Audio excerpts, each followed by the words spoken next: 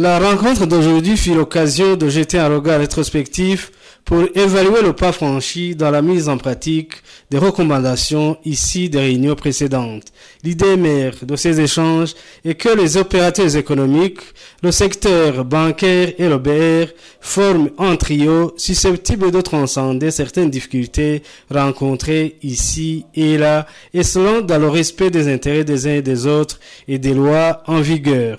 À travers certaines interventions, il apparaît clairement que le climat de suspicion entre d'une part les opérateurs économiques et les représentants des banques et d'autre part entre les commerçants et l'Office burundais des recettes tend à se détendre. Certes, des difficultés ne manquent pas, mais l'important est qu'il y ait cette volonté de s'asseoir ensemble en vue de dégager des pistes de solutions d'une façon consensuelle dans les limites de la loi. Dans son discours, le deuxième vice-président Joseph Butore est revenu sur le rôle crucial des opérateurs économiques dans le développement du pays, ainsi que les efforts fournis par le gouvernement pour créer un climat favorable dans le monde des affaires.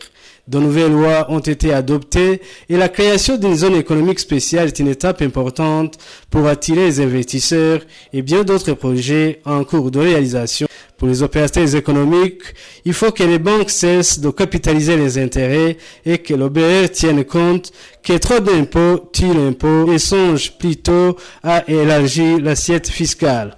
Pour le deuxième vice-président de la République, M. Joseph Butore, il faut continuer cette voie de dialogue permanent au sein de ce trio, chercher toujours des pistes de sortie à chaque problème qui s'oppose dans l'intérêt de tous avec la médiation de CFCIB.